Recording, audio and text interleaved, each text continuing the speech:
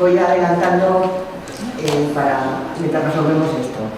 Y como os decía, pues una pequeña explicación del enfoque que hemos dado a la mesa y qué temas vamos a tocar y cómo se relacionan unos temas con otros. Bueno, pues en la mesa estamos, empezando por mi derecha, Joaquín Ruiz, que es el director del Departamento de Calidad de los Servicios de la Agencia Estatal de Evaluación y Calidad. A continuación está Llorens Fernández, que es el jefe de la unidad jefe responsable de la unidad de planificación y evaluación del Ayuntamiento de Sant Boi, y yo misma, que soy Ana Ruiz, presidenta de AEVA. Los tres creo que somos del mismo gremio, o sea, somos todos, tenemos formación en ciencias políticas y sociología, algunos más en el área de politológica, como Joaquín, Llorens más en el área de gestión pública, yo soy socióloga, y tenemos una trayectoria parecida en cuanto a desempeño profesional y formación de posgrado. Todos hemos hecho algún curso, un máster o un experto en gestión pública o en análisis de políticas públicas o en evaluación, etc. Es decir, que compartimos experiencia profesional y por lo que sabemos y nos conocemos desde hace tiempo, también muchos intereses en el ámbito de la gestión pública. En cuanto a la mesa, lo que va a ser la ponencia, yo voy a hacer una primera parte introductoria que luego dará pie a una intervención de Llorens y otra intervención de Joaquín, y luego voy a centrarme a continuación yo misma, o sea, sin darles la palabra a ellos todavía, en una especie de análisis, diagnóstico de situación de cómo estamos a nivel de institucionalización de la evaluación de políticas públicas en España y qué retos tenemos. Como comentaba antes a la compañera que me ha hecho unas preguntas para el Congreso, bueno, yo creo que en España ahora mismo una de las principales innovaciones es evaluar. Eso sí que es una auténtica innovación, porque no la hacemos. No tenemos ninguna implantación ni ninguna cultura desde el punto de vista de evaluación de la acción pública. Vengo ahora de Colombia, de un seminario sobre institucionalización de la evaluación de políticas públicas en Iberoamérica, y como les comentaba a algunos de los compañeros que estaban allí, ya me gustaría a mí estar a nivel de México o de Colombia en cuanto a implantación del sistema de evaluación. Pero bueno, voy a empezar ya con la presentación para no perder el tiempo. Llorens, recuerdo que me moderes porque yo tengo una tendencia expansiva y aunque nos hemos dado 25 minutos cada uno, seguramente pues utilizaría mucho más. Bueno, esto se supone que va pasando. Argumentos a favor de la evaluación. Yo siempre que hablo de esto, que predico la buena nueva de la evaluación, siempre empiezo por aquí, ¿no? Hay múltiples argumentos que nos obligan a plantearnos la necesidad de establecer sistemas de evaluación de la acción pública. Todos los tenemos clarísimos, la necesidad de medir la eficacia y eficiencia de las intervenciones públicas, la necesidad de dotar una mayor legitimidad a la acción de gobierno y, bueno, y entre otras cosas de lo que venimos hablando a lo largo de esta mañana.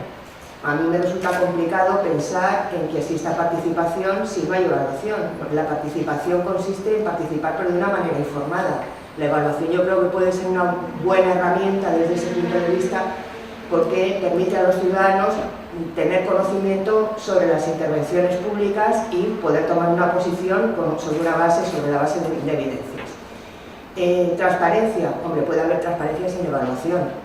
Si consideramos que la transparencia es proporcionar datos sin más, pues sí. Sin embargo, la transparencia se vería muy reforzada si publicáramos, nosotros lo hacemos en nuestro portal, publicamos nuestras evaluaciones, pues periódicamente también las evaluaciones que se hacen de los planes y programas. Y luego hay una cuestión que yo no concibo sin evaluación. A mí me gustaría que alguien me explicase cómo se rinden cuentas sin evaluaciones. O sea, cómo explicamos los resultados que hemos tenido con los recursos públicos que ponen los ciudadanos en nuestra mano si no es a través de una evaluación. Rendir cuentas no es publicar la ejecución presupuestaria, ni los informes de auditoría. Eso estamos hablando de control de legalidad. La evaluación va más allá. Tiene mucho más que ver con la profundización de la democracia y con la consideración, un planteamiento mucho más abierto a la participación de los ciudadanos en las decisiones públicas.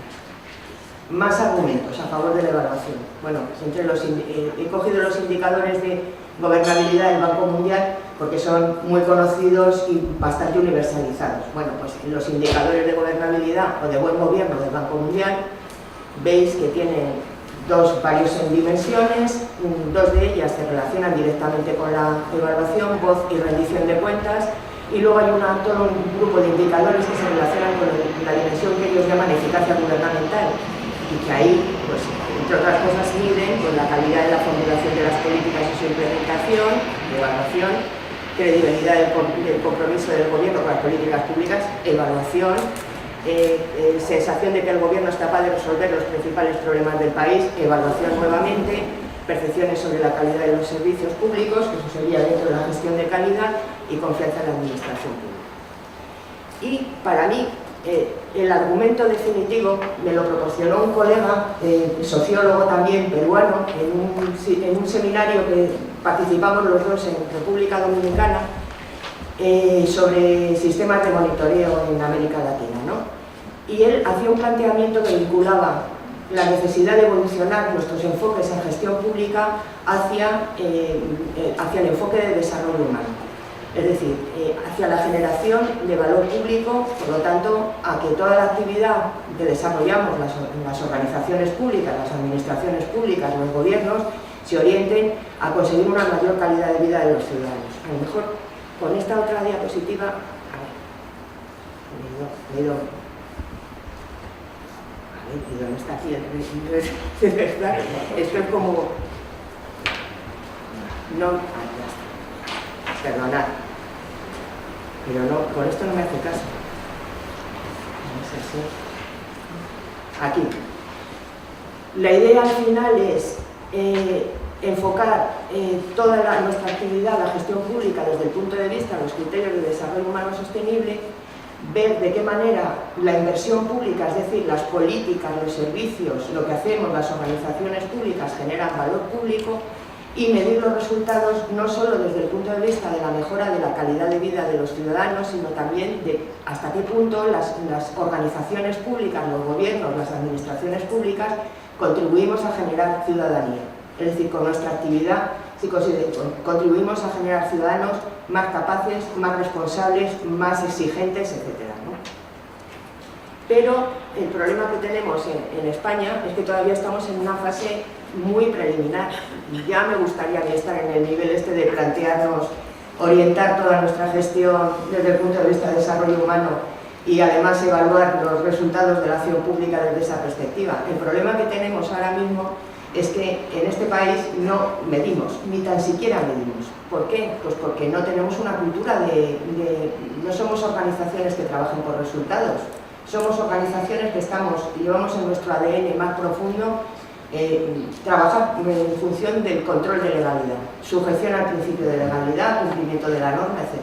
Ahora, eso de enterarnos de qué pasa con lo que hacemos, si realmente resolvemos algo o no, eso carece de un interés absoluto, salvo en honrosos espacios que son bastante, al menos en la administración en la que yo trabajo, que es la Administración General del Estado, que son bastante anecdóticos y que derivan fundamentalmente de una práctica profesional. Quiero decir, donde hay cultura de medición, pues básicamente en el área de educación, en el área de sanidad y en algunos ámbitos adicionales, el empleo y tal. ¿Por qué? Pues porque los docentes y los sanitarios están acostumbrados por su propia práctica profesional en la clínica a revisar sus protocolos, a analizar, a evaluar, a medir y a rediseñar. El resto, pues no tenemos esa cultura, ¿no? Y eso lo sufrimos quienes hacemos evaluaciones, porque muchas veces una de las grandes dificultades que tenemos a la hora de hacer una evaluación es que no hay ni registros, ni sistemas de información, no digo orientados a la evaluación, ni tan siquiera a la gestión. O sea, de tal manera que es la evaluación la que genera muchas veces datos primarios para poder enterarse de qué está pasando ahí, ¿no? Entonces, el primer reto que tenemos en este país es cultura de la medición, teniendo en cuenta que no es lo mismo implantar sistemas de seguimiento, de monitoreo, que evaluar. Son dos cosas distintas. Sin embargo, la implantación de sistemas de seguimiento con determinadas características sí que facilitan el salto a la evaluación. Entonces, de este tema se va a encargar Llorens, que él ha vivido en primera persona, ya ha migrado y ha hecho ese proceso de cómo diseñar en un ayuntamiento, además que a mí me parece muy importante, que aparezca la administración local, porque parece que esto de los sistemas de información tiene que ser, es algo muy complejo que solamente se puede hacer en las grandes organizaciones públicas, pues no es así. Pues desde la implantación de una unidad de planificación, que también es muy importante porque tenemos muchos déficits en planificación en las administraciones públicas españolas, un sistema de seguimiento y luego cómo se da el salto a la evaluación. El siguiente reto que tenemos es superar la fragmentación artificial en la evaluación de la acción pública. Nosotros dividimos o nos planteamos distintos niveles de calidad de la acción pública porque metodológicamente nos resulta más cómodo. Hablamos de macrocalidad de la acción pública cuando hablamos de políticas públicas, hablamos de mesocalidad de la acción pública cuando hablamos de servicios públicos y de microcalidad de la acción pública cuando hablamos de organizaciones públicas. Y cada uno tenemos nuestra propia metodología que no se hablan, no se relacionan entre sí. Hemos vivido en nuestros reinos de taifas, absolutamente autistas, cada uno con lo nuestro, cuando, desde luego, eso además esta reflexión es fruto de una experiencia que tuvimos en una evaluación que hicimos en la Agencia de Calidad del Servicio Prestado por los museos estatales. Desde el punto de vista de la evaluación de políticas, a mí me resulta muy complicado a la hora de evaluar la implementación de la política no tener en cuenta cómo está diseñado el servicio, si está diseñado teniendo en cuenta las expectativas de sus usuarios, qué resultados está dando, si la organización que presta ese servicio es una organización que está alineada con los objetivos de la política de la que es instrumento, etc. Es decir, que aunque vivamos de espaldas, porque metodológicamente nos resulta muy cómodo a todos, tenemos que ir avanzando hacia modelos que nos permitan integrar más esos distintos enfoques de la acción pública. Y de este tema se va a encargar Joaquín de plantear, bueno, es un tema que nosotros llevamos dando vueltas desde hace muchos años y vamos viendo alguna lucecilla, ¿verdad, Joaquín? Así vamos viendo, pero no es un tema fácil y es complejo. Y ahora voy a entrar en la segunda parte de la exposición, que es, vamos a hablar de evaluación y vamos a hablar de institucionalización de la evaluación, ¿no? Que ha supuesto lo que llamamos institucionalización de la evaluación en España y qué situación estamos y qué retos tenemos también, ¿no? Porque como dice la cita de Berger y Luhmann, a mí no me interesa tanto lo que está institucionalizado, sino lo que queda por institucionalizar. Eso es lo importante, ¿no? Saber a qué reto tenemos por delante, porque eso también nos dice hasta qué punto hemos sido eficaces en avanzar hacia la implantación de sistemas de evaluación, ¿no? Para mí, los pasos para la institucionalización de la evaluación son los que veis en la diapositiva. Lo que pasa es que normalmente se considera que la evaluación de políticas públicas está institucionalizada cuando existe un marco normativo y hay una organización, o se asigna esta función a una organización preexistente para hacer evaluaciones, ¿no? Yo creo que ese es el primer paso. Pero hay otros pasos para la institucionalización. No podemos hablar de institucionalización si no tenemos un arraigo de la cultura de la evaluación en las organizaciones públicas. Para eso previamente tienen que tener absolutamente incorporado lo que es la cultura de medición, ¿no? puede hablarse de institucionalización de la evaluación si no se incorpora la evaluación como una práctica sistemática en las organizaciones públicas.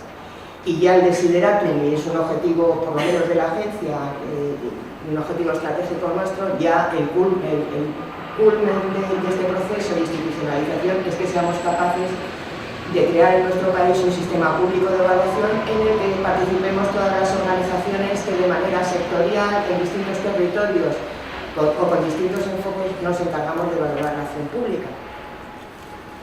Entonces, vamos por pasos, marco normativo, este es el panorama que tenemos en este momento. No hay ninguna norma a nivel estatal que regule la función de evaluación en las administraciones públicas. A nivel autonómico sí que ha habido algunas normas, pero en general no hay normativa específica. Normalmente la función de evaluación se recoge junto con otras normas que regulan, por ejemplo, el derecho de los ciudadanos a la buena administración o regulan lo que son modelos de la implantación de sistemas de calidad. En algún caso incluso me he encontrado una norma que habla de evaluación que lo incorpora en la estructura orgánica de la consejería a la que se adscribe la acción. Y otra cuestión adicional es que solamente 4 normas de las que yo he podido revisar incorporan una mínima conceptualización de lo que es la evaluación de políticas públicas, porque ya sabéis que en esto hay bastante confusión. Hay quien considera que evaluación de políticas públicas es lo mismo que evaluación conforme a modelos de excelencia o evaluación de servicios públicos o hacer encuestas a los ciudadanos, y no tiene nada que ver con esto, ¿no? Por eso es importante conceptualizar. Y a nivel estatal lo mismo. Las únicas referencias son la Ley de Agencias Estatales por la que se crea nuestra agencia y el nuestro estatuto, pero tampoco hay una conceptualización.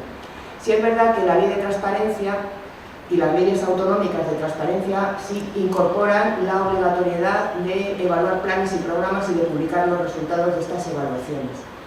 Pero tampoco se conceptualiza mucho más allá de esta obligación. En el caso de la Administración General del Estado se asignan a las inspecciones departamentales esta función, es decir, van a ser evaluaciones internas, no van a ser evaluaciones externas.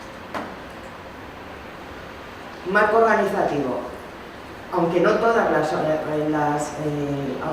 comunidades autónomas han asignado, tienen normativa en materia de evaluación, sí, muchas han asignado, sin haber regulado previamente, la función a distintas unidades o departamentos. Solo 2 tienen unidades específicas, Ivalua en Cataluña y la Comisión Foral para la evaluación de las políticas públicas en Navarra, que se diferencia de Ivalua y de la agencia de AEVAL en que ellos no hacen evaluaciones, ellos se dedican a sensibilizar, fomentar, promover y tener un registro de evaluaciones, pero no hacen evaluaciones como hacemos nosotros, ¿no?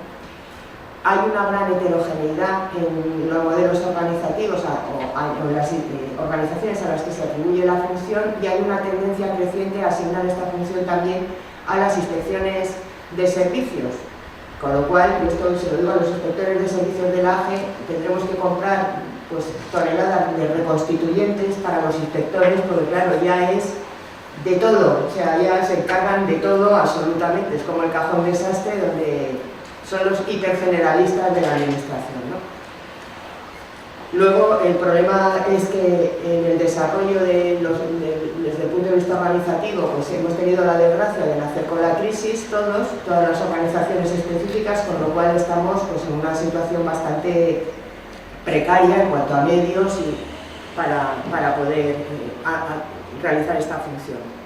Y esto pues sigue demostrando que de alguna manera pues, la evaluación sigue considerándose como una especie de lujo asiático y no como un coste y no una inversión, ¿no? Esto, ¿cómo voy de tiempo? ¿Bien? Bueno, la evaluación como práctica sistemática. Bueno, pues en el conjunto nosotros hemos hecho desde el año 2007 47 evaluaciones, de las cuales 2 son evaluaciones de calidad de servicio, aunque la última, que fue precisamente sobre la ventanilla única para la exportación de aquí de Canarias, de SCAN, esa se hizo, era una evaluación de calidad de servicio, pero se hizo con un enfoque más de metodología de evaluación de políticas públicas. Y últimamente, que eso también nuestro estatuto lo prevé, sí que tenemos bastantes encargos de desarrollo de estudios metodológicos, de estudios concretos. Por ejemplo, hemos hecho un rediseño, nos pidieron un diagnóstico y rediseño del sistema de información administrativa, y hemos hecho un par de desarrollos metodológicos, y últimamente ya lo último es la metodología de evaluación de la Ley de Transparencia Estatal. En Ivalua, si yo no he contado mal, desde el 2008 han hecho 13 evaluaciones y 2 agendas de evaluación y 5 asesoramientos, han dirigido evaluaciones, y el Gobierno de Navarra tiene 35 evaluaciones en su registro de evaluaciones, pero la mayor parte, por lo que yo he podido ver, son evaluaciones relacionadas con programas financiados con fondos comunitarios que no son evaluaciones de política pública. Las evaluaciones, la metodología que impone la Comisión Europea se asemeja más a lo que es una auditoría de ajuste a los, es decir, que los gastos generales, esto es suponer, ¿no? Son el 6%, que no tiene, o sea, puro control de legalidad del gasto, pero no tiene que ver nada con lo que es la evaluación. Es decir, en total, en el conjunto del periodo entre 2007 y 2014, hemos hecho unas 60 evaluaciones. En el ámbito autonómico, las que realiza Ivalua y las que tiene recopiladas la Comisión Foral se centran básicamente en políticas sociales y políticas de empleo. En el caso de Navarra también amplían a salud porque tienen el mandato de evaluación, hay un mandato, el plan de salud de Navarra contiene un mandato de evaluación, y en el caso nuestro pues hay más variabilidad, hemos hecho evaluaciones en muchos más sectores de política pública. Y estos resultados, en cuanto a la evaluación como práctica sistemática, ¿qué nos dicen? Bueno, pues que la evaluación sigue siendo anecdótica, más allá de lo que se llaman evaluaciones mandatorias, es decir, de las evaluaciones de programas financiados con fondos comunitarios, aunque también es verdad que sí se mantiene evaluación en algunos sectores, por ejemplo en cooperación, la evaluación de proyectos de cooperación, que la existencia de normativa y de organizaciones específicas no garantiza nada, no te garantiza que haya un desarrollo de la evaluación como práctica sistemática, y que la institucionalización tal como la entendemos, es decir, normas y organizaciones,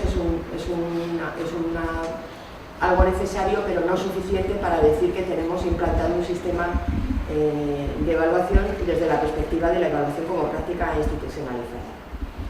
Y para mí el problema es el déficit de desarrollo de cultura de evaluación, y aquí hago un mea culpa porque yo antes de ser presidenta de la agencia era la directora del departamento de evaluación de la agencia, y siempre pensé que el secreto estaba en hacer evaluaciones, o sea que esto se impondría o se iría viendo a base de hacer evaluaciones. Pues me he equivocado, me cago a rabo, porque hemos hecho evaluaciones y sin embargo no hemos conseguido avanzar sustancialmente en los últimos años, aunque ahora veremos que sí que ha habido cosas positivas, ¿no? Esto es como comentaba el otro día en el seminario de Colombia, Osvaldo Feinstein, que es un evaluador del Banco Mundial y ha colaborado mucho con nosotros.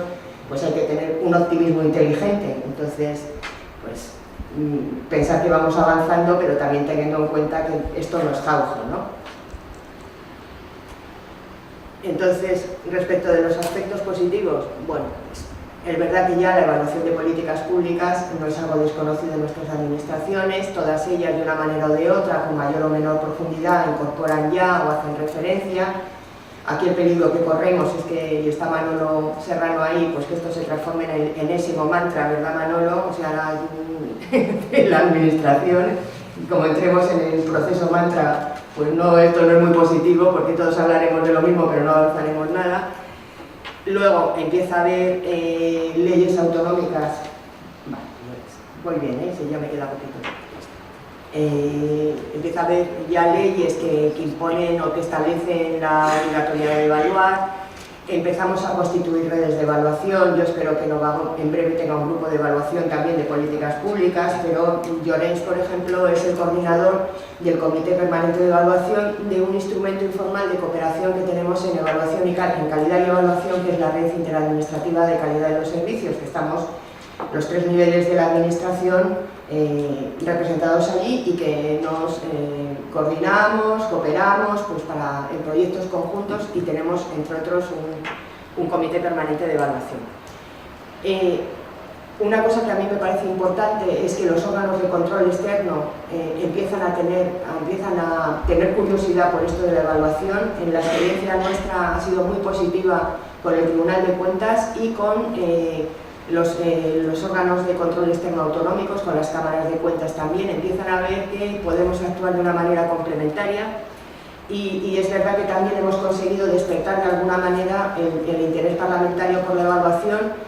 Nosotros, uno de nuestros criterios de difusión de las evaluaciones es enviar sistemáticamente los informes a las comisiones afectadas del Congreso y del Senado, pero no al presidente y a los vicepresidentes, a los portavoces de todos los grupos parlamentarios, para tener la garantía de que todo el mundo tiene acceso a nuestros informes de evaluación. Bueno, pues esta es la situación y vamos a ver qué retos tenemos, ¿no? Y enlazo con los dos retos anteriores: cultura de la medición, necesidad de avanzar hacia modelos más integrados de evaluación de la acción pública. Pues el tercer reto para mí sería cultura de la evaluación. Y como veis en la cita de UNICEF, pues efectivamente, la cultura de la evaluación es la base para construir y mejorar las prácticas evaluativas y la función de evaluación. Si no conseguimos que nuestras organizaciones públicas, que los empleados públicos, que los directivos, los responsables, los gestores entiendan que la evaluación no solo es un instrumento para rendición de cuentas, que ya de por sí sería una razón suficiente como para que interiorizaran su práctica, sino que es un instrumento de aprendizaje y mejora de las propias organizaciones. Es un instrumento que permite mejorar el diseño de las políticas públicas, pues eso nos daría pues bastantes alas y bastante acelerón en lo que sería la implantación de un sistema de evaluación. Y para eso hay una serie de alternativas que permiten introducir la evaluación como de una manera más pacífica, por ejemplo, evaluaciones de diseño y evaluaciones de evaluabilidad. Muchas veces no, siempre los resultados de una intervención pública se relacionan directamente con el diseño y con la implementación. Si nosotros hemos hecho un mal diagnóstico del problema que tenemos que resolver y hemos definido unos objetivos que no tienen nada que ver con el problema que tenemos que resolver, pues no pretenderemos tener resultados, ¿no?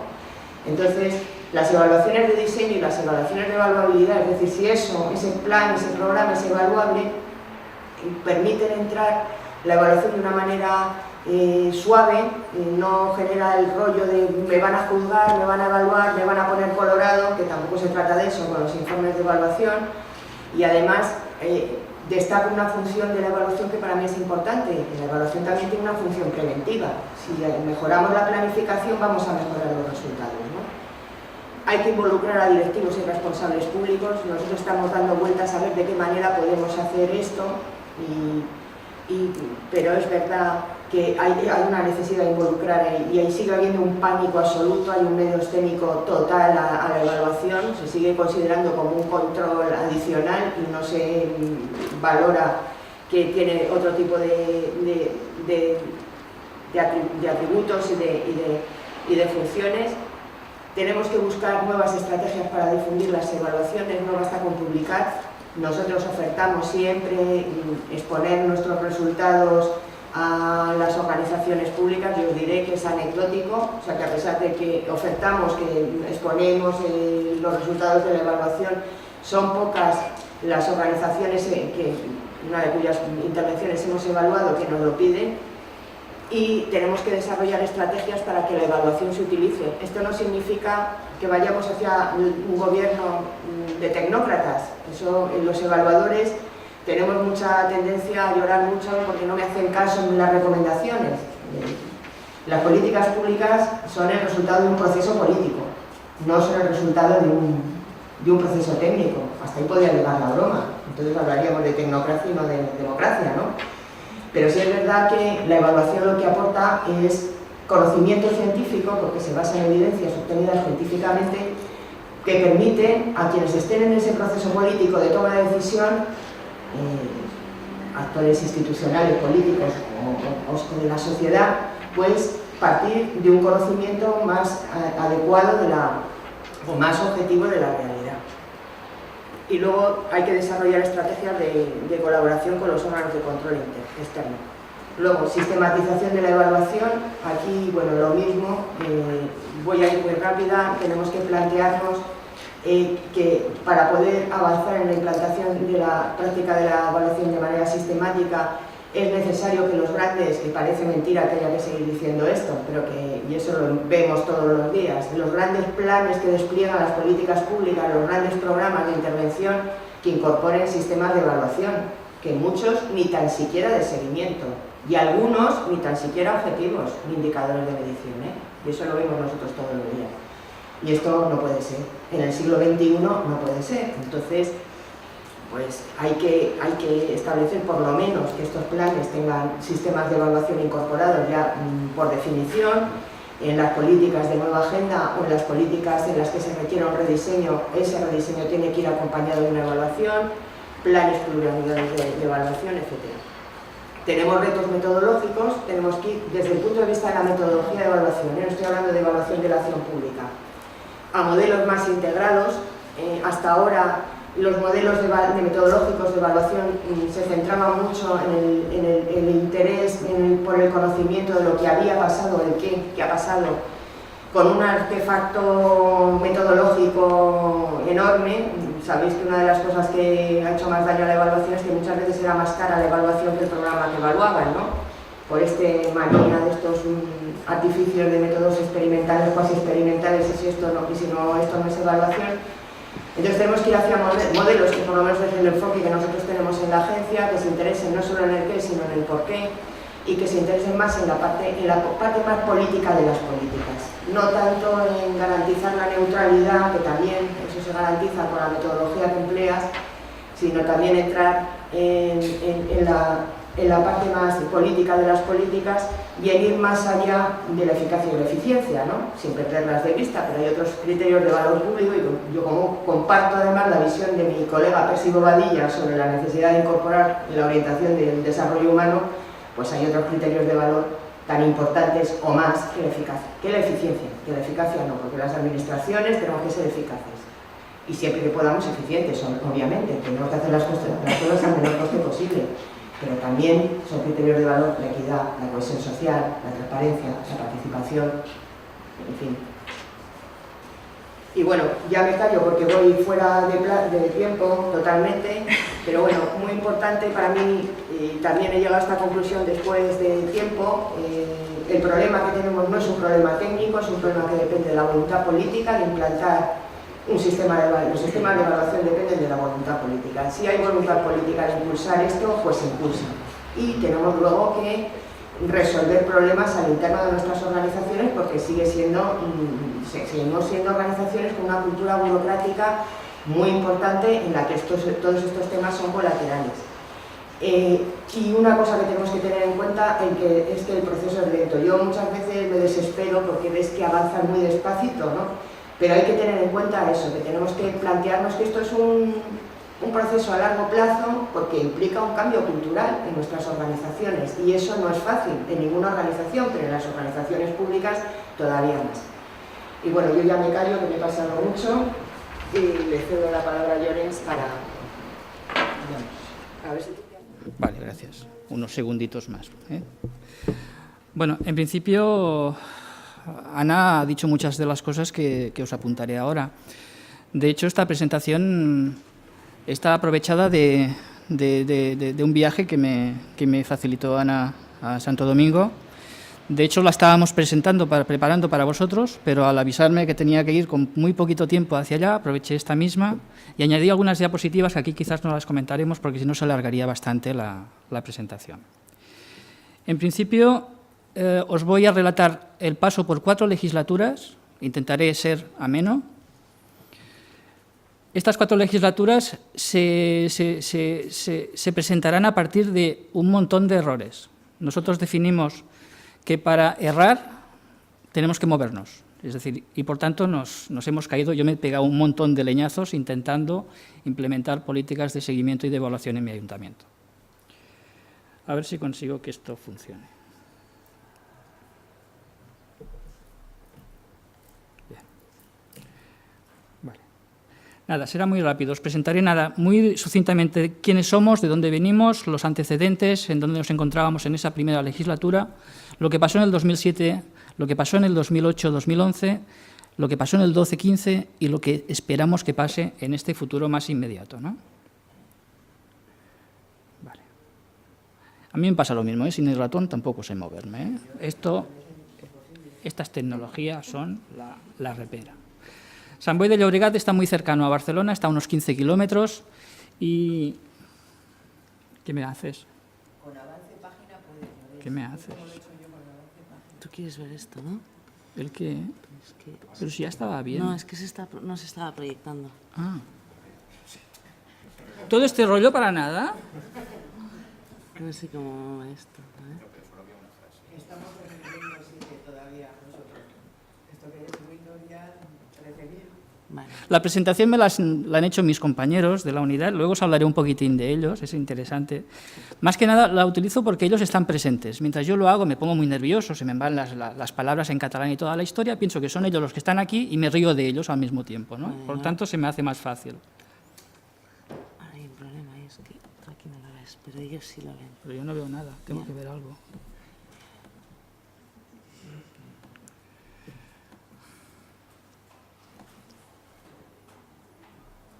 Me estás tirando todas las sorpresas. Lo siento. Es que si no... ¿Podéis llamar a alguien del equipo técnico?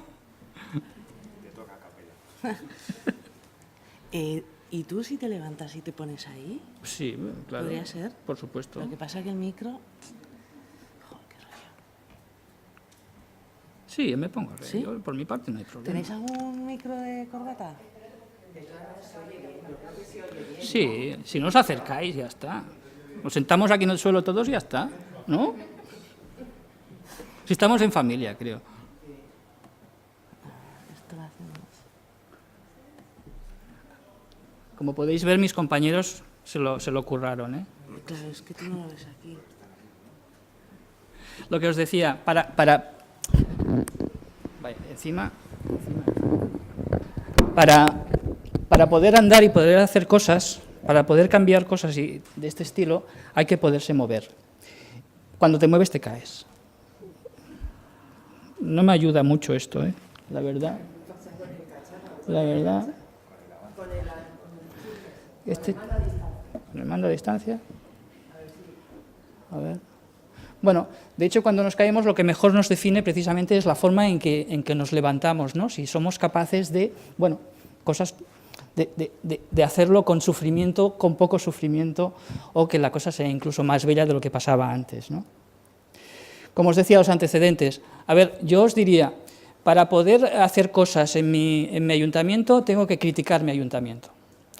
A veces, cuando explicas estas cosas en determinados foros muy cercanos a Sant Boi de Llobregat, mis políticos me dan de hostias, y perdonad. Es así, pero precisamente si quiero hacer cosas diferentes y si quiero cambiar algo, tengo que criticarlo. Y tengo que ser cruel con lo que yo mismo estoy haciendo. Pero, ojo, tengo mucho respeto por la institución que cada mes me está pagando. Nada, los antecedentes. Se ha dicho antes, había mucha planificación estratégica y sectorial, con lo que nos obligaba a hacer muchas memorias, muchos balances, muchas historias. La administración tenía muchos vicios, es decir, lo típico. Creo que no os estoy diciendo nada absolutamente nuevo. Inmovilismo. Si esto funciona, ¿para qué tocarlo? Bueno, pues esto sigue pasando, ¿eh? Os estoy hablando del 2004, 2003, 2004. Resistencia al cambio, no solamente de mis compañeros técnicos, sino de mis compañeros o mis líderes políticos. No te muevas, no hagas esto, tú crees que esto la ciudadanía lo querrá ver. Bueno.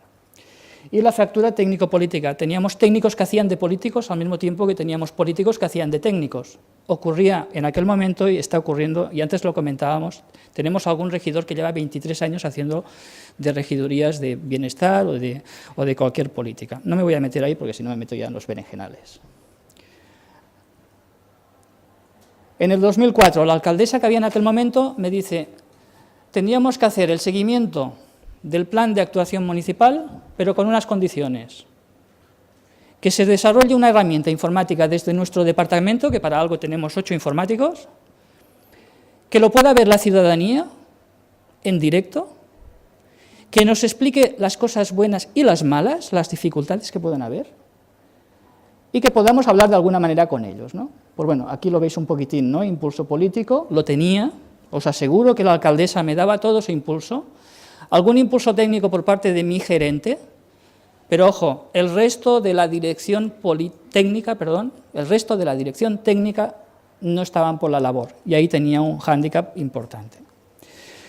¿Qué hicimos en aquel momento? Utilicé los informáticos, no veo nada. Es que tengo que pinchar a recursos informáticos. Madre mía. ¿Estará por aquí?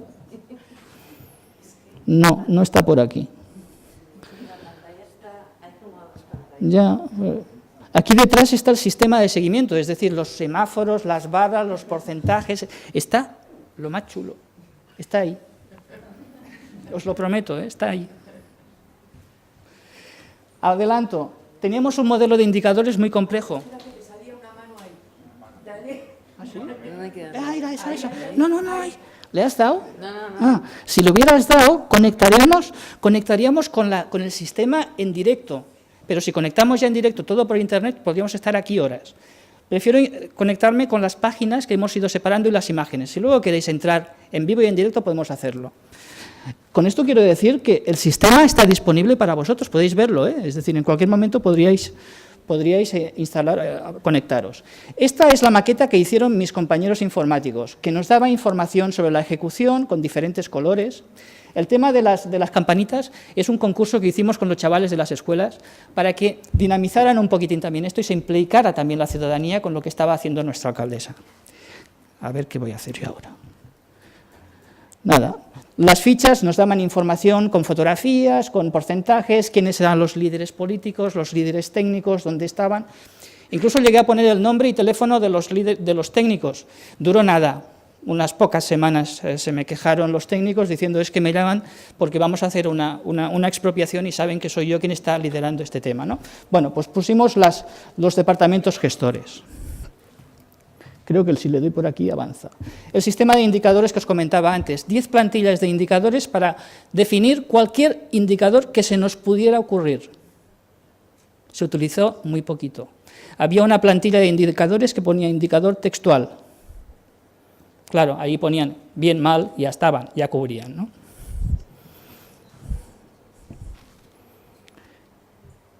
Hola. Hola. Hola. ¿Nada? Ay, Dios mío. Paradme el cronómetro. ¿La comida cuándo era, por cierto? ¿No? Ahí.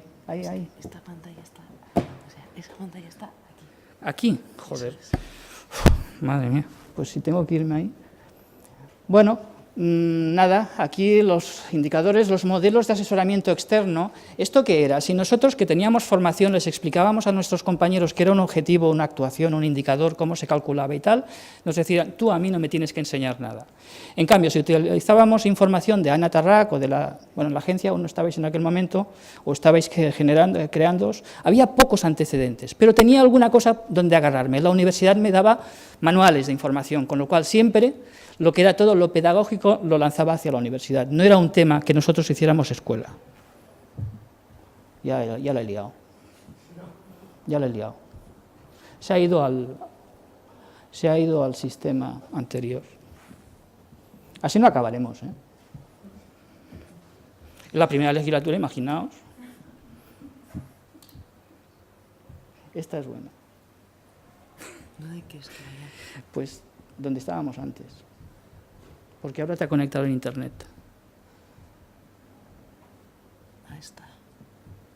Ahí está. ¿Ahí? Ahí está, creo que sí. Pero ¿dónde está el ratoncillo? ¿Aquí? Bueno, lo ha comentado antes Ana. En aquel momento lo que pretendíamos era un cambio cultural. Poquito a poco la gente empezaba a hablar de indicadores, de objetivos, de cosas que se tenían que medir, que tenían que explicar si iban bien, si iban mal. Ya era algo. ¿Hace algo esto? Vale. Lo que os decía de mi equipo, generamos una unidad de evaluación cogiendo personas que estaban dispersas por toda la casa. Personal, tenía un estadístico que estaba haciendo trabajos con el padrón, era un licenciado en estadística. Tenía un politólogo que estaba haciendo tareas de gestión tributaria, que tenía interés por trabajar en otras cosas, pues lo captamos. Tenía un sociólogo que estaba haciendo trabajos de participación ciudadana, un psicólogo que hacía cosas de comunicación interna. Bueno, miramos en la casa, vimos que había gente con ganas de hacer cosas diferentes, la gerencia nos lo permitió hacer, los agrupamos y montamos esta unidad de 5 personas, una unidad que la verdad, muy motivada. La ventaja de esta unidad es que pivota alrededor de toda la organización técnica. De esta forma hay una jerarquía necesaria, actualmente esta jerarquía cada vez es más fuerte, pero este pivote alrededor de toda la organización es fundamental para poder obtener información. Luego estaba también la trampa, la vinculación directa con el gabinete de la alcaldía que nos permitía dar pasos más importantes a la hora de movernos, si no teníamos dificultades. Nada, aquí lo que os comentaba de la sociología, el psicólogo, el politólogo, pero la combinación de ideas, métodos y perspectivas aplicadas a la práctica, cuando coges todas las capacidades académicas de todas estas personas motivadas, sale un producto brutal. A ver si soy capaz de continuar. Esto ya saltamos de legislatura, ya estamos en el 2008. En aquel momento, ¿qué hacemos? Vemos que nos faltaba una pata importante, el presupuesto. Teníamos información de indicadores, entre comillas, sobre cómo se iba ejecutando la planificación estratégica, pero no teníamos información del presupuesto. Pues bien, lo que hicimos, ahora es cuando voy a volver a liar, montamos un sistema en el que nos permitía unir a todas las líneas estratégicas hasta el nivel de actuación la dotación económica y trabajar con escenarios.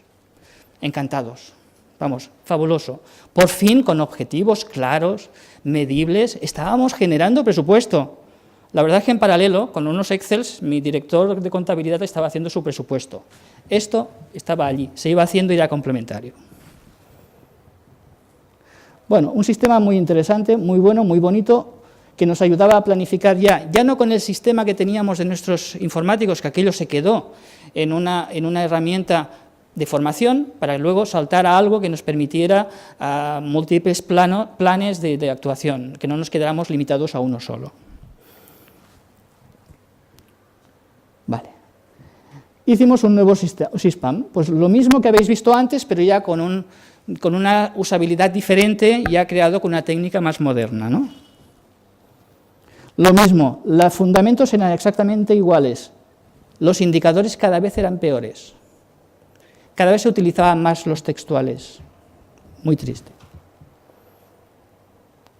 Sí que nos permitía sacar información y cuadros de mando en el que nos informaban del tipo de dificultad que teníamos de cada una de las actuaciones y los objetivos. Teníamos muchísima información cuantitativa, incluso las grandes estrategias que iban ponderadas, las diferencias que habían entre lo previsto y lo realmente ejecutado. Era una información brutal, cuantitativa, para nuestros líderes políticos para que tomaran decisiones. Vale. Aquí estaban. ¿De qué tipo de dificultades estábamos hablando? El sistema nos permitía sacar esto. Sabíamos incluso el nombre de visitas que venían. Teníamos una información fabulosa, pero si lo que estábamos haciendo impactaba, si lo que estábamos haciendo era interesante, si los usuarios estaban contentos con la política municipal y si aquello servía para rediseñar la estrategia, no teníamos ni idea. Participación técnica en la planificación. Es muy importante, la ciudadana también, evidentemente. En este punto, los técnicos empezaron a pensar en indicadores, ese cambio cultural que os decía de... Es interesante que pongamos unidades de medida, los estaban incorporando, pero insisto, cada vez explicaban más, explicaban el por qué decían que aquello estaba hecho, pero no nos ponían evidencias, que antes comentaba Ana, para que pudiéramos tomar medidas al respecto. Nos montamos otra cosa, el observatorio de ciudad. Este observatorio lo que pretendía era ofrecer los datos a la ciudad en abierto, pero al mismo tiempo los comentábamos. Antes lo decía Almonacid, ¿no?, de dar los datos, pero explicar los datos, no inundemos la información con datos. Pues aquí estábamos ofreciendo esta información comentada, para que la gente en aquel momento incluso se las pudiera descargar en formato Open Data. Estamos hablando del 2008, principios del 2009 aproximadamente. Eran primeros pasos para nosotros en Open Data. ¿Y qué más? Ya en esta legislatura, pues habíamos hecho pues lo que veis aquí, análisis de marcos, análisis de evaluabilidad del plan de 2 legislaturas, análisis de contexto. Claro, evaluar está muy bien, hacer el seguimiento está muy bien, pero si no sabemos cómo está actuando el contexto en todo aquello que estamos haciendo, vamos mal. Con lo cual, teníamos información de aquellas acciones que estaban programadas en nuestro entorno, que impactaban directamente sobre la estrategia municipal. Bueno, pues el análisis de contexto, con todos los problemas, con toda la credibilidad y con todo el uso que se estaba dando, pues estaban aquí. Evaluaciones intermedias, ex post, bueno, hemos hecho un poquitín de todo, pero observad, menos uso. Nos daba muchísimo trabajo, pero la organización lo utilizaba poco. En cambio, toda la parte que os he más o menos mostrado del sistema de seguimiento, del observatorio de la ciudad, de un observatorio que también explica la gestión municipal y la gestión estratégica, muy parecida a la anterior. Los sistemas de planificación y presupuesto y la planificación estratégica como tal, esto sí que se utilizaba. Nos daba muy poco trabajo porque eran herramientas, y herramientas que se tenía que hacer un mantenimiento, poca cosa más. ¿Y qué más? De aquí destacaría que para hacer algunas encuestas para dar respuesta a preguntas de evaluación del estilo de satisfacción, utilizábamos planes de ocupación, es decir, personas que estaban en riesgo de exclusión social, que estaban en paro, las preparamos de alguna forma para que nos hicieran encuestas en la calle o que nos hicieran incluso encuestas por teléfono. Era un recurso que nos permitía dar trabajo a 6, 10 personas durante 6 meses y el resultado de ese trabajo, la verdad es que a nosotros nos servía y a ellos se los empoderaba, aunque la palabra esta no acaba de gustar, a mí me encanta, pues a ellos se los empoderaba para que en su currículum pusieran algo más, y algunos de ellos han encontrado trabajo en temas de encuestas. A ver qué nos depara la sorpresa ahora. Vale, lo que os decía de los errores, la planificación era poco flexible, no nos adaptábamos, el seguimiento daba mucho trabajo, pero teníamos la percepción que no se estaba utilizando, hay muchos cajones llenos de papeles nuestros, ahí no es donde tiene que estar esta información se ha de usar para tomar decisiones, no para estar guardadita porque queda muy bonito, o para poder explicarlo, no, hay que utilizarse. La dirección técnica seguía estando poco implicada, aquí tenemos un problema, y las evaluaciones eran muy complejas, lo decía antes Ana también, es decir, teníamos muchísima información, éramos capaces de facilitar muchos datos cruzados, pero claro, un volumen de 300 páginas, con un resumen que no se lo leían ni Dios, y que si lo leían, hasta ni yo lo entendía, ¿no? A ver. Bueno, hubo una cosa muy interesante, se me ocurrió que una de las evaluaciones más importantes que hicimos, que fue la intermedia, la presentamos un 31 de julio a la 1 del mediodía, en la sala de juntas. Los golpecitos en la espalda, ¡ay, qué bien, qué fabuloso, qué bien que trabaja vuestra unidad! Suerte de que la creamos, fueron intensísimos. No quedaron en los cajones, que nadie se acuerda de esa evaluación. Y estuvimos trabajando casi un año, prácticamente. Bueno, esto era para los de Santo Domingo, porque a estas alturas ya llevaban bastante más rato hablando y ellos ya se estaban durmiendo. Aquí les puse un ratito de esto para que se despertaran un poquitín más, pero de hecho servía para volver a empezar. En nuestro caso, nos reinventábamos. ¿Y cómo nos reinventábamos? Vale. Haciendo un plan de actuación o un plan de ciudad a 4 años, estoy en la legislatura 2012. ¿Cómo voy de tiempo? ¿Sí? Vale. Vale, gracias. ¿Qué hacíamos? Un plan de ciudad que ya no desplegaba todas las actuaciones hasta el final, al inicio de esos 4 años. Porque los anteriores planificábamos del principio hasta el final. Por eso era poco flexible. Vino la crisis y no podíamos adaptar nuestro plan estratégico al contexto que estaba ocurriendo en aquel momento. Por tanto, estábamos atados de manos. Pues con ese error detectado, hacemos un plan de ciudad a 4 años que simplemente contenga 3 prioridades de gobierno, 10 grandes compromisos y 33 objetivos estratégicos. Con esto nos permitía comunicarlo fácilmente a la ciudadanía, hacer una evaluación más concreta sobre algo importante, porque ya sabíamos que las prioridades eran lo que querían los políticos, por tanto íbamos a las prioridades a evaluar. Aquí pusimos mucha participación, tanto política como técnica, como ciudadana, con, no sé si entraron 2.000 o 3.000 aportaciones al plan de actuación. Bueno, creo que es otro de los errores, coger muchísima participación de todos aquellos que siempre participan, siempre son los mismos los que participan en nuestro ayuntamiento. A cambio de eso, ¿qué hacíamos? Que los planes de actuación anual se aprobarían a través de un catálogo de servicios que se iría preparando cada año. No sé si aquí está el cambio de ese modelo. Sí. Nos vino Albert Serra, de SADE, le explicamos más o menos aquello que os he enseñado del presupuesto, de dónde venía y toda la historia. Pues nos dijo, mirad, de presupuesto, nada. Está todo conectado a los objetivos de gobierno, a la cartera de programas y servicios, pero realmente el presupuesto no está interactuando. Bueno, pues la primera en la frente, otro de los errores. Pero tuvo que venir alguien de fuera para que nos lo dijera. Esto es lo que os decía antes, ¿no? El tipo de planificación que hacíamos, ¿no? Completamente, desde el principio hasta el final.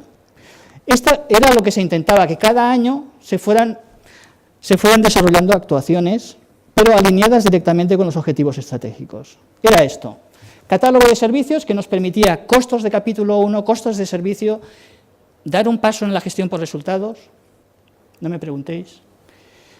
Teníamos muchos indicadores en esta parte de aquí, pero es que en la parte de la izquierda Ahí nos podíamos centrar en lo importante, en hacer la evaluación de aquellas prioridades, en comunicarlo, tal como os he dicho antes, y en hacer incluso el balance de mandato, ¿no?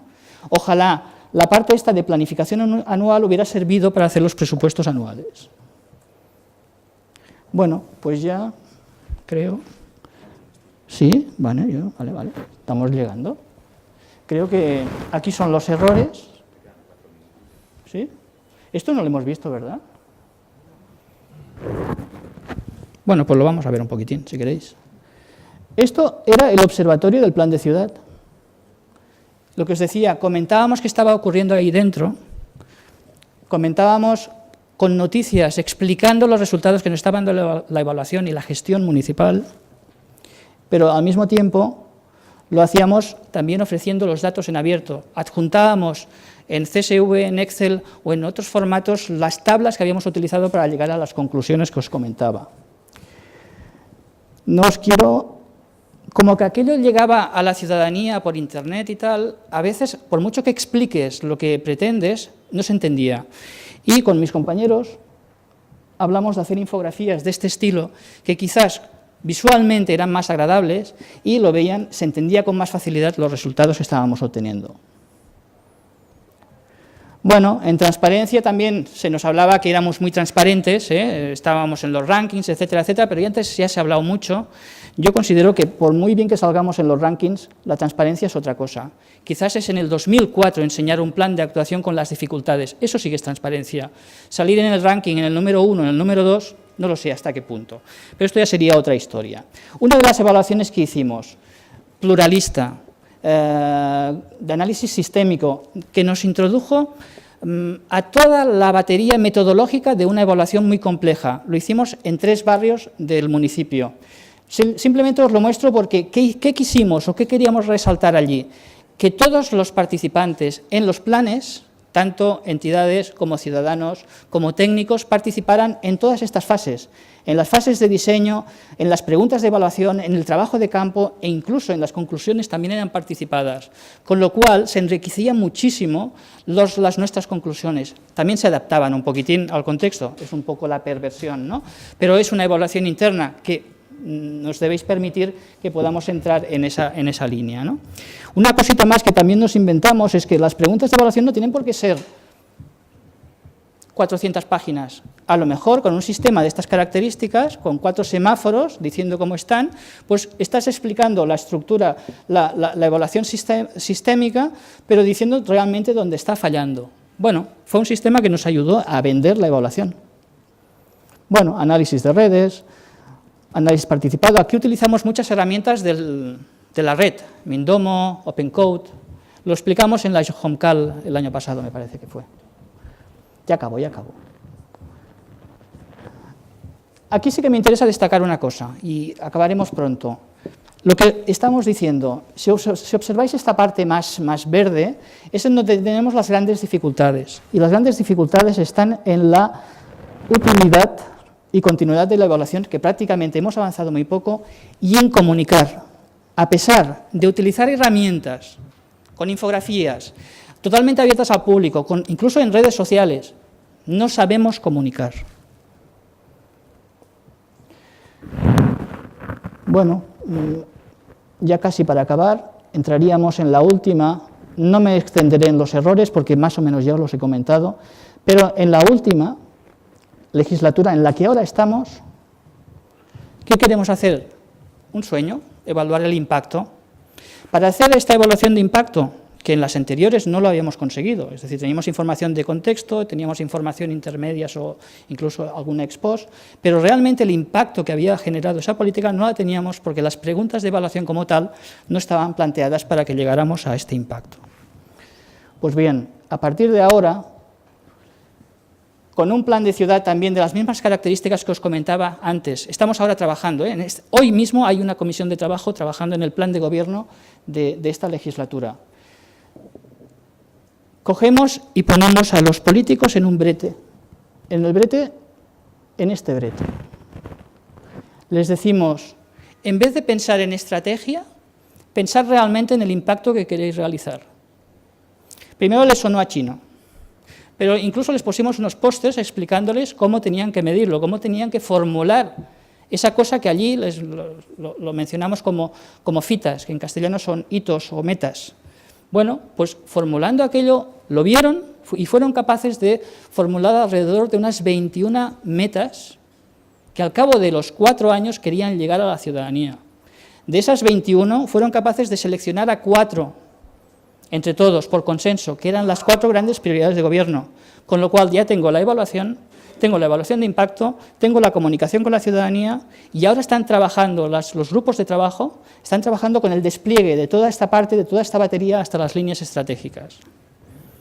No, nada, lo dejaríamos aquí. Si queréis que os explique cómo acabará el 2016 dentro de unos años, os lo contaré con mucho gusto, pero realmente lo importante es el impacto. Lo importante es el impacto. Ya está. No sé cómo terminaba, no me acuerdo, que había alguna cosita bonita por aquí al fondo y tal, pero imaginaos que os ha gustado y ya está.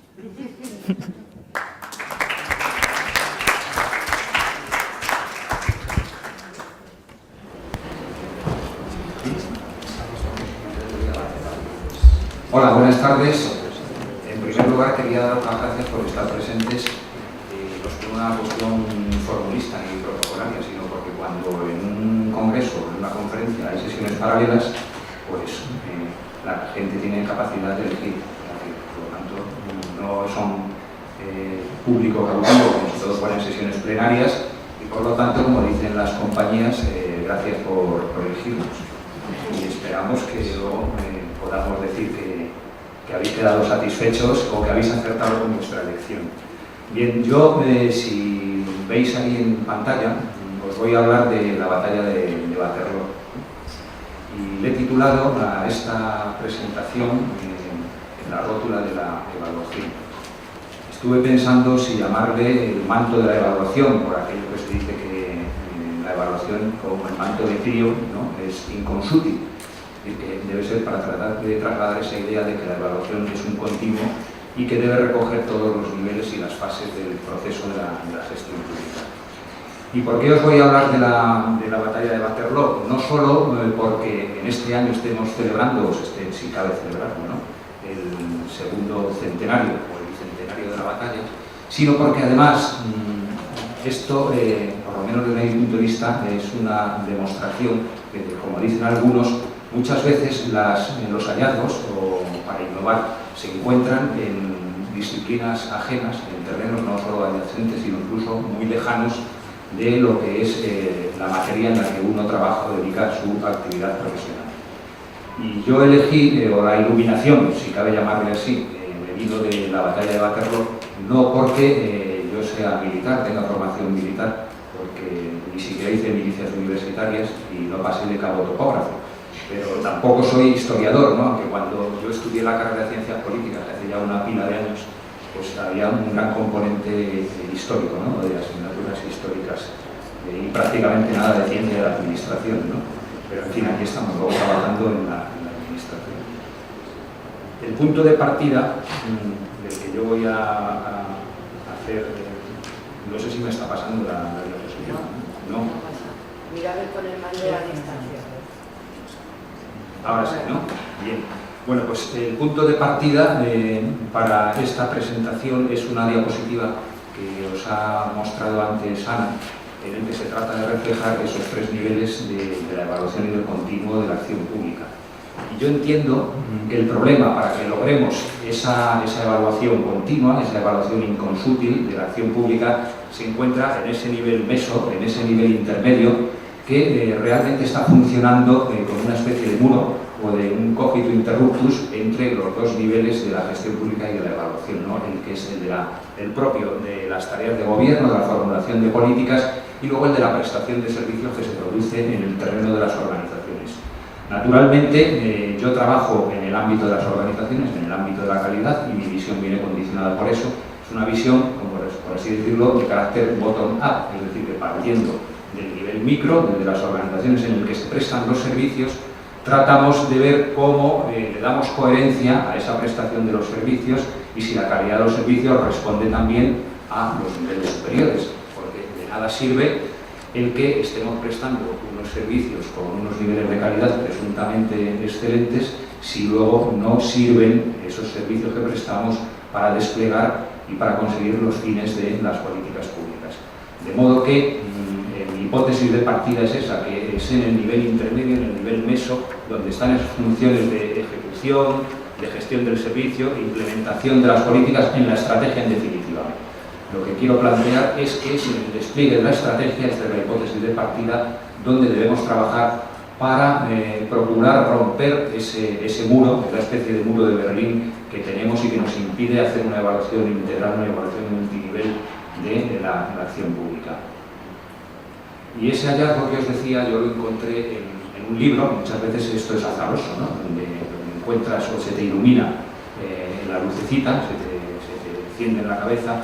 Fue en un libro que veis ahí, que se llama Álava en Waterloo. Es un centón de esto que tiene como 1300 páginas y que hay que leerlo, es recomendable leerlo con un atril, ¿no? No sostenerlo en las manos porque si no te parece que estás con unas mancuernas ahí haciendo ejercicio no solo intelectual sino físico.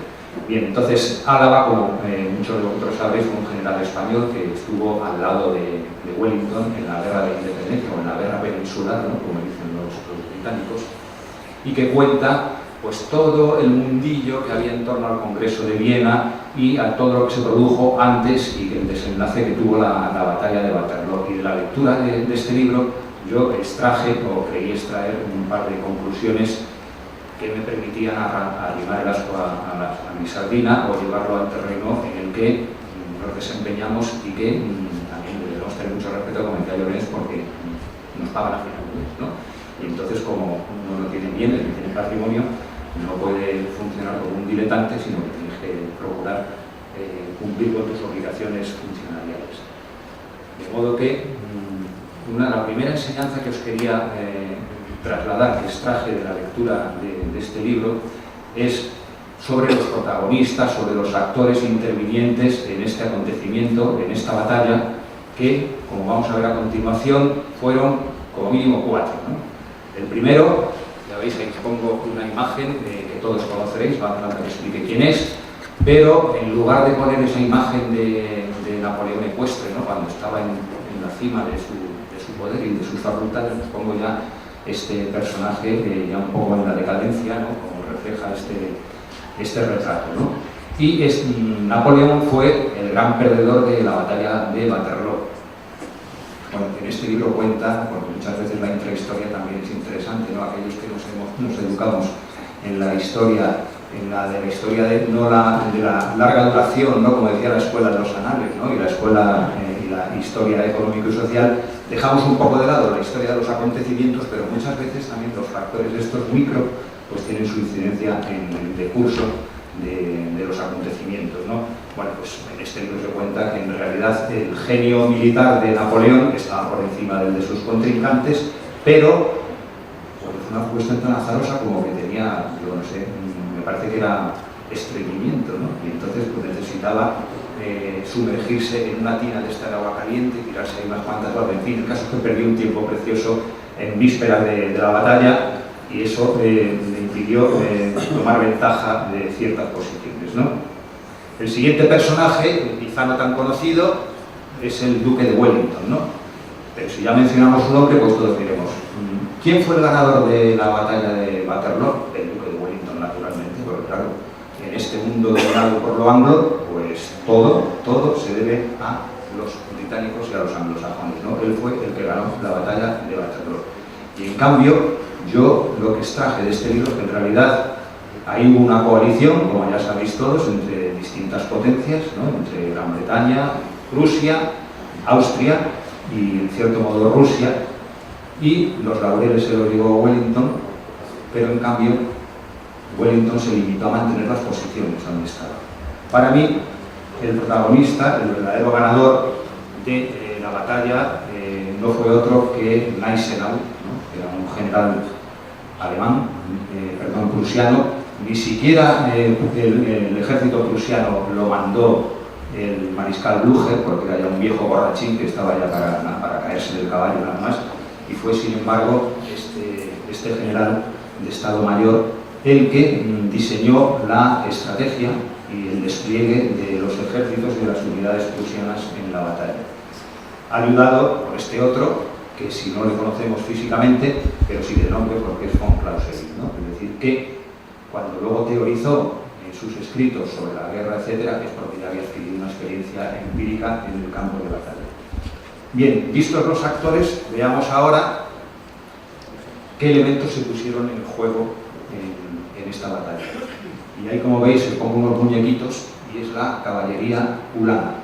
Es la caballería prusiana que fue la que permitió con su movilidad, ¿no? Y con sus desplazamientos, con sus movimientos envolventes y demás, lo que permitió derrotar al ejército francés. ¿Y qué quiero decir con eso? Después ya de tanta metáfora, ¿no?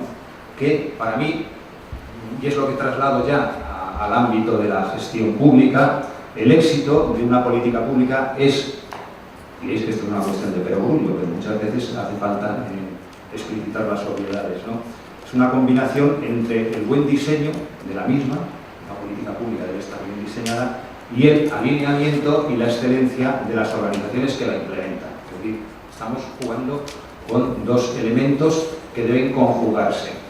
Y una política pública solamente tendrá éxito si contamos efectivamente con, como vamos a ver a continuación, unas políticas públicas o unas estrategias bien diseñadas, pero que no cuenten con unas unidades adecuadas, sino que cuenten con unidades débiles o no alineadas, pues eso está condenado al fracaso. Es como si dijéramos un binomio o una ecuación, además si lo digo sin propiedad porque yo soy de letras, pero se necesita de esos dos aspectos. Políticas bien diseñadas, estrategias también bien diseñadas y organizaciones que estén alineadas, porque si no, si nos fallan uno de los dos elementos, nos conducirá al fracaso. Ahora, también podemos tener unas políticas y unas estrategias mal diseñadas y aunque tengamos unas unidades excelentes, eso también conducirá al fracaso. Lo único que conseguiremos será sacrificar a esas unidades que son excelentes. Y el corolario, como no puede ser de otro modo, si tenemos unas políticas y unas estrategias bien diseñadas y unas unidades excelentes y alineadas, eso, en cierto modo, nos garantizará el éxito. Esa política pública conseguirá sus resultados. Ahora bien, ¿dónde está la clave? Porque esto queda muy bonito decirlo, pero luego hay que llevarlo a la realidad. Y para mí, la clave, dentro de esta ecuación que os decía, está en la estrategia. Es decir, ¿qué es lo que nos permite unir, ¿no? Que haya sinergia entre esas políticas públicas bien diseñadas y unas organizaciones excelentes?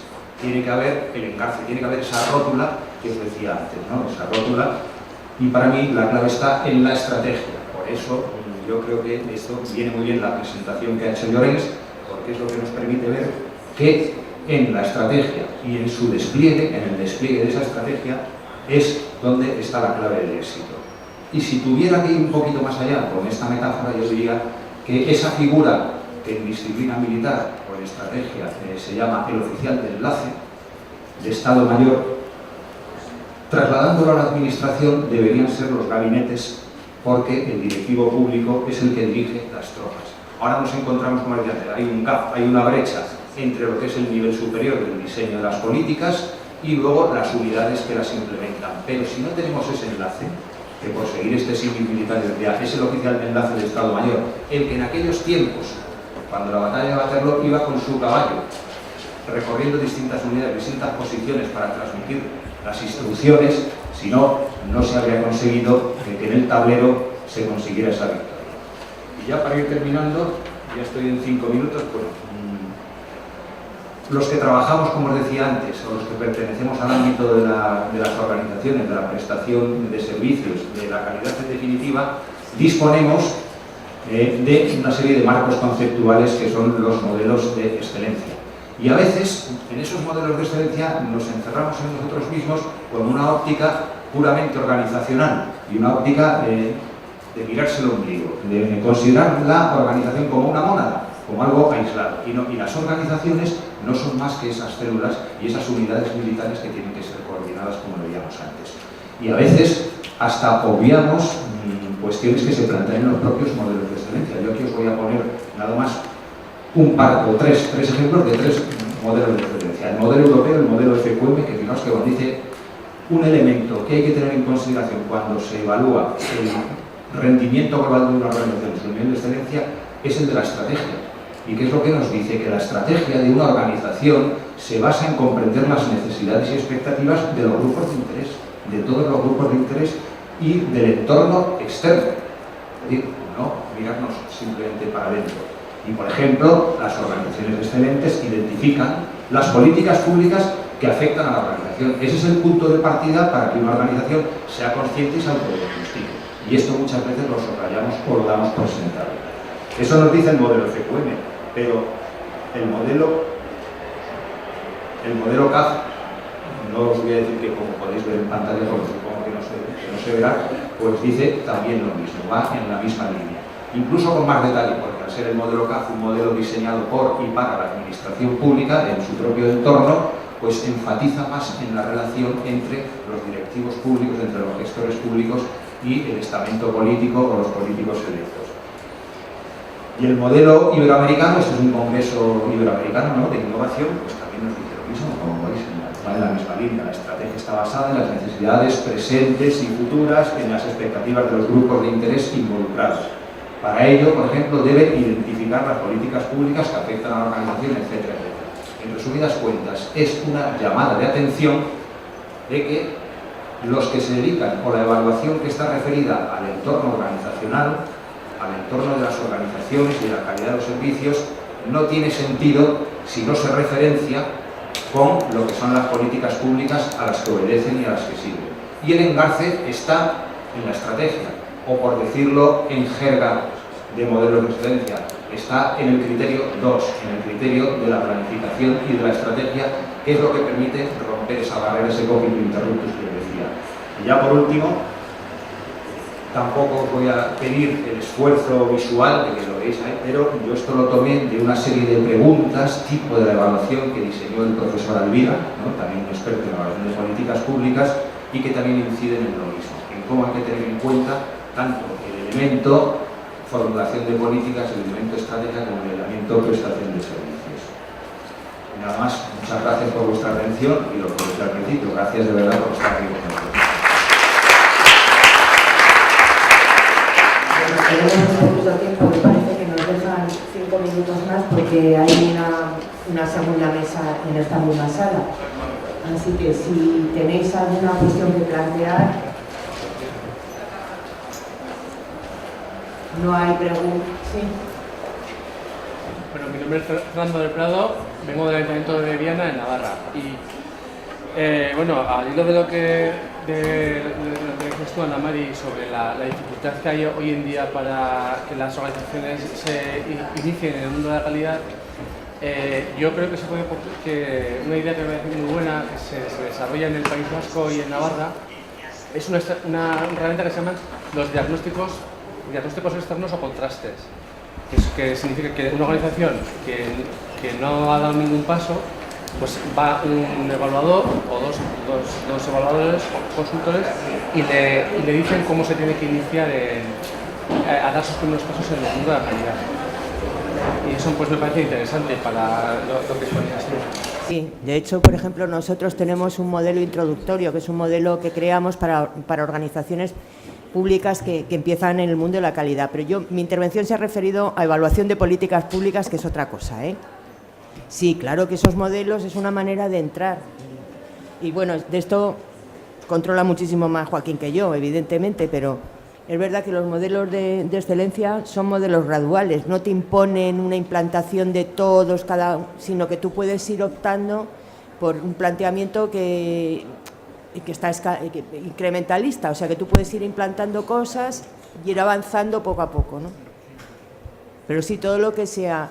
Yo creo que los mejores métodos son los pacíficos, porque es verdad, o sea que el imponer las cosas no conduce a ningún sitio, y lo sabemos todos aquí somos empleados públicos y sabemos cómo funcionamos los demás. Entonces, todo lo que sea voluntariedad, gradualidad, que la gente vaya viendo que esto le aporta ventajas, para mí es el sistema. Sí, quería preguntar, he visto el tema de indicadores, pero lo que no he visto identificar es el tema de metas. Hablamos de la transparencia, información, pero un dato por sí solo no dice si es bueno o malo, no sirve la percepción de la persona que ponga el textual, sino es a dónde la planificación de la estrategia, es dónde quiero llegar y eso en qué meta se traduce y cómo me he quedado de lejos o de cerca y en por qué, y también qué busco con esta meta. Dentro de os comentaba que había 10 fichas o 10 tipos de tipologías de indicadores. No he querido entrar porque es muy extenso, pero ahí dentro están precisamente las metas, las diferencias, y éramos capaces de diferenciar a nivel de indicador la distancia que había entre lo previsto y lo que se había alcanzado, ponderado incluso por la ponderación política que se había hecho en ese ámbito en concreto. La verdad es que era muy potente, pero precisamente por eso era complejo de rellenarlas cada una de estas fichas y por eso había mucha resistencia por parte de los técnicos. Pero realmente si se hubiera podido implementar al 100%, utilizando todos los medios, realmente tendríamos mucha más información a nivel de seguimiento. Pero bueno, el traspaso que se ha hecho hacia la evaluación ha cubierto en buena medida esta parte. Y el reto final de saltar a la evaluación de impacto, pues ya trabajamos a priori con estas metas, ¿no? Es decir, a un nivel muy estratégico, pero por lo menos nos ayuda a nivel de cambio cultural a que toda la organización piense de esta forma. Pero sí estaba previsto. Si queréis verlo, podemos, es decir, os paso, creo que esta presentación se os puede entregar o la organización os entregará y están todos los enlaces dentro, con lo cual entráis directamente dentro de cada sistema y ahí podríais ver todos los indicadores y las fichas. Bueno, pues nada, creo que no hay más intervenciones. Muchas gracias a todos por participar con nosotros en esta presentación. Y nada, animaros a que en vuestras organizaciones también toméis el relevo y empecéis a plantear pues, que es necesario empezar a medir, hay que empezar a evaluar, hay que empezar a autoevaluarse, hay que empezar a mejorar. Tenemos que plantearnos que la mejora continua es ya un elemento con el que tenemos que trabajar durante todos los días y durante toda nuestra vida profesional. Y nada más, muchas gracias.